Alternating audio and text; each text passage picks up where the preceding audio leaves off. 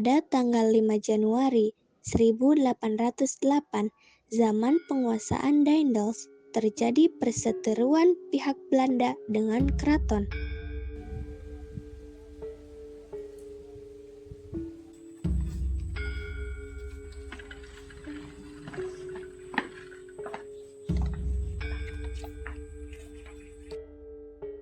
Pembangunan jalan ini harus segera dilakukan.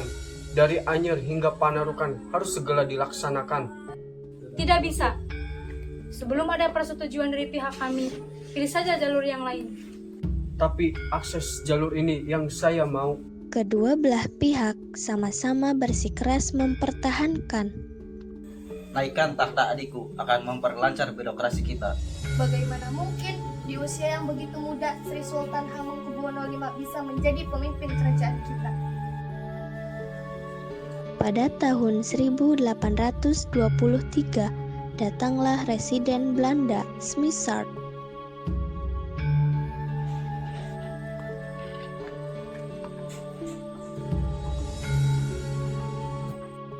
Lebih baik saya gantikan sementara posisi adik Baginda Sri Sultan. Setelah beliau tumbuh dewasa, saya akan kembalikan. Dengan begitu, kehidupan rakyat pasti terjamin. Baiklah, namun masih ada harapan dari bagian keraton yang dapat memimpin. Keturunan wali ya dari Pop Alam yaitu Diponegoro. Mana bisa seperti ini, saya sudah berbuat baik hati menawarkan tugas seberat ini. Masih Anda tolak. Baiklah, kalau memang tujuannya untuk mensejahterakan rakyat. Kepemimpinan Smithard membuat rakyat menderita.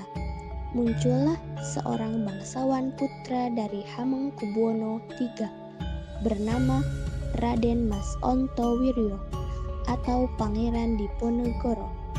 Pangeran Diponegoro ini tidak puas dengan melihat penderitaan rakyat karena kekejaman dan kelicikan Belanda. Mulailah Pangeran Diponegoro menentang dominasi Belanda. Bagaimana kita bisa makan? Untuk berdiri pun rasanya sudah tidak kuat. Kejam sekali. Harus memperoleh uang dari mana lagi untuk membayar kompensasi? Entahlah, keuangan kita sudah mencapai kebangkrutan. Kita harus mencari siasat. Kita manfaatkan saja di Diponegoro. Dia kan memiliki channel dengan bangsawan seperti ini. Datanglah pihak keraton ke kediaman Diponegoro dan memohon meminjami pihak keraton sejumlah uang untuk membayar kompensasi.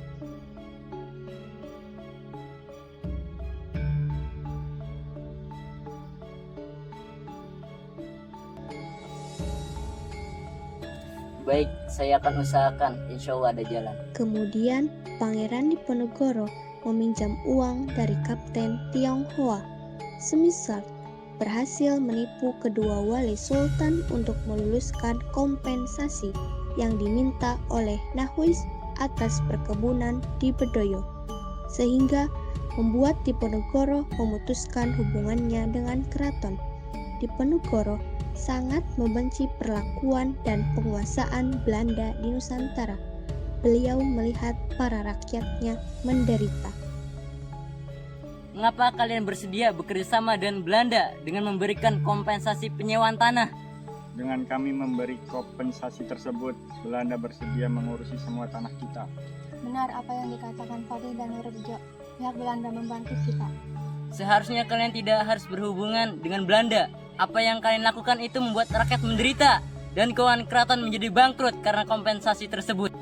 Tapi ini juga menguntungkan bagi kita. Memang apa saja keuntungan yang kalian dapatkan dari Belanda? Banyak sekali, tapi tidak bisa kami sebutkan satu persatu. Yang jelas kami akan tetap bekerja sama dengan pihak Belanda. Setelah konflik itu terjadi, akhirnya Pangeran Diponegoro memutuskan hubungannya dengan pihak keraton. Akhirnya Pangeran Diponegoro melakukan perlawanan dengan membatalkan perja puasa pada Mei 1985 agar petani di Tegalrejo dapat membeli senjata dan makanan. Mulai perang saat proses pembangunan Jalan Anyer Panarukan. Katakan pada anak buah kita agar pemasangan patok segera dilaksanakan. Baik, segera agar saya laksanakan. Tapi apakah sudah mendapat persetujuan dari Pangeran Diponegoro karena pemasangan patok tersebut akan melewati pemukiman Pangeran Diponegoro? Bukan saja, apa pedulimu padanya? Ini demi kelancaran pembangunan.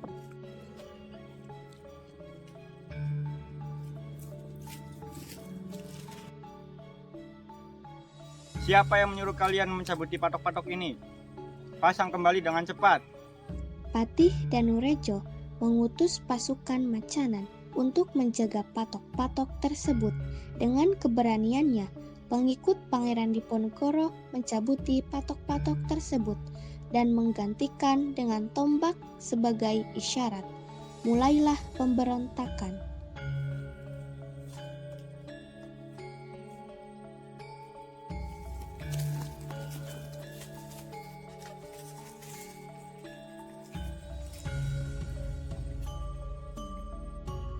Di tengah medan perang, Tuan, bagaimana cara berlindung untuk sementara ini? setelah Pangeran Diponegoro mempertimbangkan, beliau telah memutuskan agar pasukannya berlindung ke arah Bukit Selarung.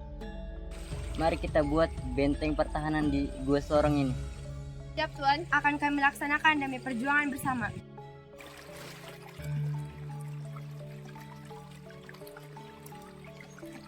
Kemudian Pangeran Diponegoro menyusun siasat perang merencanakan untuk menyerang Keraton Yogyakarta dengan mengisolasi pasukan Belanda.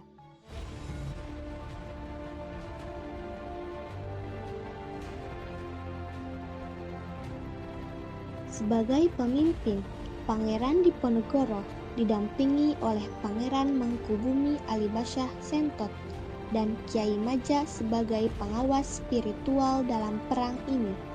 Perang ini semakin meluas hampir di seluruh Jawa. Karena itu, Belanda berusaha meningkatkan kekuatannya. Kuatkan pasukan kita untuk melawan Diponegoro. Kirim Letkol Kloren ke Tegal dan Pekalongan, dan Letkol Diel ke daerah Banyumas. Tetapi kita harus benar mempersiapkan pasukan.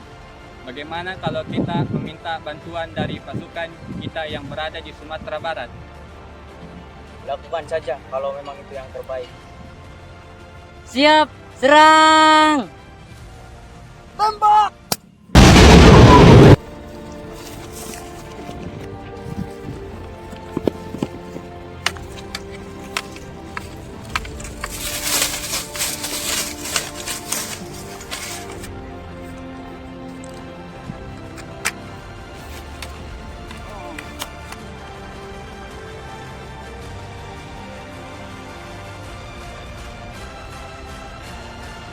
Pada tahun 1827, perlawanan Diponegoro berhasil dikalahkan oleh Belanda.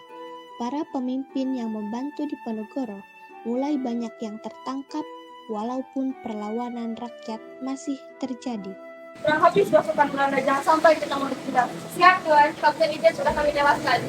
Pasukan Belanda mencoba mendekati Alibasyah Sentot untuk berunding, tapi ia selalu menolak. Bagaimana ini? Apakah kita bisa membuat Sentot menerima ajakan kita? Apakah kita bisa meminta bantuan Arya Diningrat? Mungkin bisa, kami akan meminta bantuan kepadanya. Setelah itu, pihak Belanda berhasil meminta bantuan Arya Prawiro Diningrat.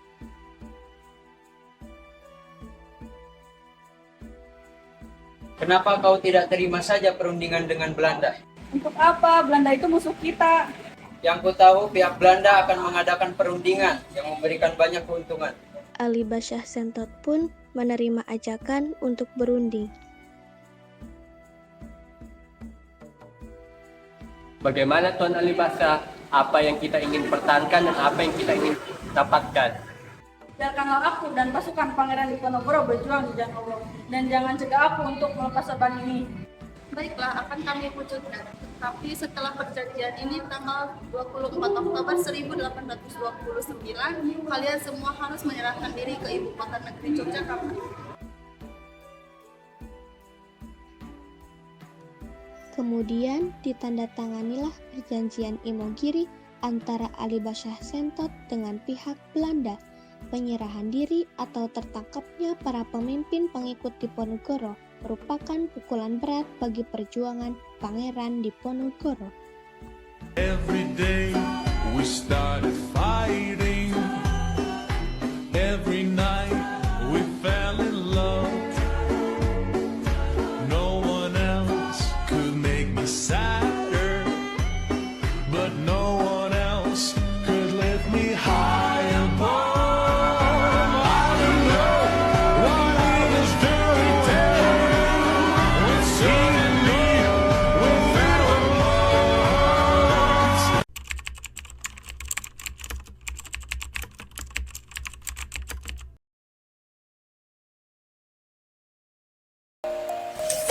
Rohingya. Rohingya.